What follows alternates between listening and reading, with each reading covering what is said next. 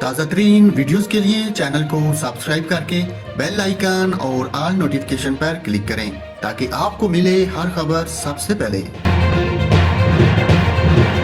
اور ناظرین، اقوام متحدہ امن مشن کانگو میں پاک فوج کا ہیلی کاپٹر گر کر تباہ۔ حادثے میں پاک فوج کے 6 افسران جوان سمیت امن مشن پر مامور 8 اہلکار شہید ہو گئے۔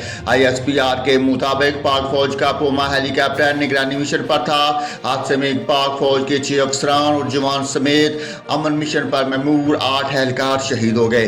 پاک ایویشن یونٹ اقوام متحدہ امن مشن کانگو میں 2011 سے تعینات ہے۔ ISPR کے بیان میں کہا گیا کہ حادثے کی اصل وجہ کا ابھی تک پتہ نہیں چل سکا۔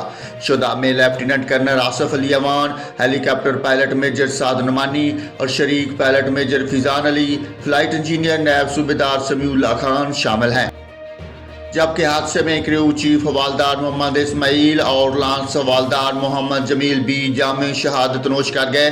ISPR کے مطابق پاکستان نے ہمیشہ عالمی برادری میں ذمہ دارانہ کردار ادا کیا۔ پاکستان UN امن مشنز میں فروغ امن میں بڑھ چڑھ کر کردار ادا کر رہا ہے اور ہمارے امن دستوں نے ہمیشہ چیلنجنگ کا ٹاسک انجام دیے۔